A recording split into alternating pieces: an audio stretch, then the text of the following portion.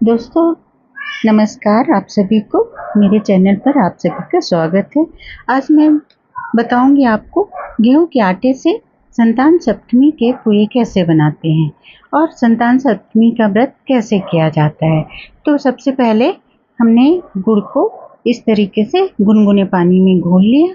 इसको बहुत अच्छे से घोल लेंगे और इसके लिए अगर हम आधा किलो आटा लेते हैं तो कम से कम 200 ग्राम गुड़ लग जाएगा। तो उसको इस तरह से घोलते हुए हम अच्छे से इसे छान लेंगे। छानने के बाद इसको हम आटे में शुद्ध घी का मोयन भी देंगे और जब शुद्ध घी का आधे किलो आटे में कम से कम 4 से 5 चम्मच शुद्ध घी का मोयन दें और दूध से थोड़ा सा दूध इसमें उससे भी गूँथें और गुड़ के पानी से भी गूँथ लें। इस तरह से गुड़ के पुए हम बनाएंगे आज।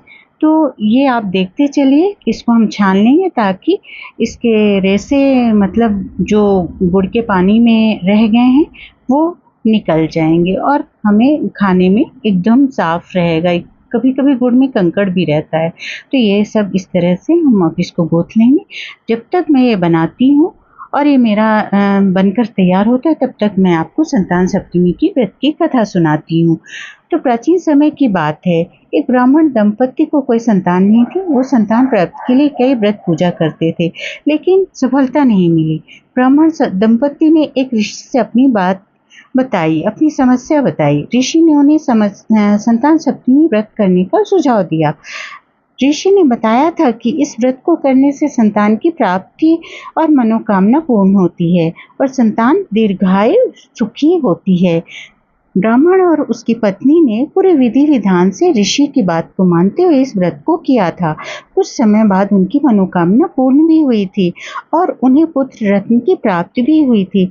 तब से यह संतान सप्तमी का व्रत सभी महिलाएं करती हैं। संतान सप्तमी का व्रत संतान प्राप्ति और उसकी लंबी उम्र के लिए किया जाने लगा। जो महिलाएं इस व्रत को श्रद्धा और लगन से व्रत को करती हैं उन्हें संतान की प्राप्ति होती है और उनकी संतान स्वस्थ दीर्घायु होती है।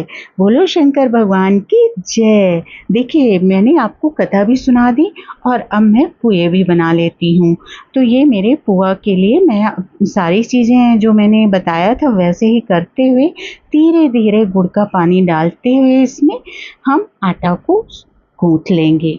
आटा में पानी एकदम नहीं डालना, धीरे धीरे डालना है ताकि आटा गीला नहीं हो और इसको एक अच्छा डो तैयार करके कड़ा डो तैयार करेंगे और इसको रेस्ट के लिए 10 से 15 मिनट के लिए रख देंगे जब तक हमने कढ़ाई में तेल डालकर, इसके लिए मैंने व्रत का तेल यूज़ किया है, मूंगफली का तेल है और इसको गर्म होने के लिए छोड़ दिया है। तो हमारा आटा अब रेस्ट कर चुका है। अब हम इसकी बनाएंगे पूड़ियाँ यानी कि पुए जो कि आज के व्रत में लगते हैं। तो देखिए, ये आटा मेरा तैयार हो गया है। इसके मैंने 2 भाग कर लिए हैं और एक भाग का मैं एक बड़ी सी पूड़ी बनाऊंगी। इसलिए बड़ी पूड़ी बना लेंगे क्योंकि ना तो इसको ज़्यादा मोटा बनाना है ना ही पतला। देखिए, इस तरह से इसको बना लेंगे क्योंकि इसमें घी से मैंने वो किया है तो ये चिपक भी नहीं रहा और अच्छे से बेलते हुए बन रहा है। और अगर क्या होता है, अगर सिंपल छोटी छोटी लोइयों से बनाएंगे तो थोड़ा संभल कर बेलना पड़ता है क्योंकि इसके किनारे जल्दी से फटने लगते हैं। तो इस तरह से हम इसको अच्छे से बेल लेंगे। देखिए, इस तरह से आराम से इसे बेलें और आप एक धार वाली ग्लास लें जिसका कि किनारा पतला हो और उससे इस तरह से सभी की इस तरीके से पूड़ियाँ कट कर लें। ऐसा नहीं है कि ये पूड़ियाँ काटने के बाद हम इसको डायरेक्ट सीधा तेल में सेंक लेंगे, नहीं, बिल्कुल नहीं। इसको अभी हम बताते हैं आपको। सारी पूड़ियाँ हमारी कट हो रही हैं और इसका जो बाकी का आटा निकलेगा उसको हम दूसरे बैच के लिए फिर से तैयार कर लेंगे। तो ये एक्स्ट्रा आटा हमारा निकल गया है ये, और इसको निकाल कर हम अलग रख देते हैं। इसकी भी लोई बनाकर हम इसी तरह से बेल के इसके भी पुए बना लेंगे। तो देखिए, ये पुए हमारे छोटे छोटे तो बन के तैयार हो गए हैं लेकिन अभी ये मोटे हैं। तो इसको अब हम बेलन से आराम से इनको बेल लेंगे। तो ये बहुत ही मतलब आसान सा काम है ये, और मेरे को ये काम तो बहुत अच्छा लगा। आप भी इस तरीके से पुए बनाएंगे तो आपको भी समझ में आएगा कि इतने सारे पुए कितनी जल्दी बन जाते हैं। तेल को हमने चेक कर लिया है, तेल हमारा गर्म हो गया है। इस तरीके से हमने धीरे धीरे एक एक करके सारे पुए डालना शुरू कर दिए। तो देखिए कितने सुंदर पुए बनकर तैयार हो गए हैं।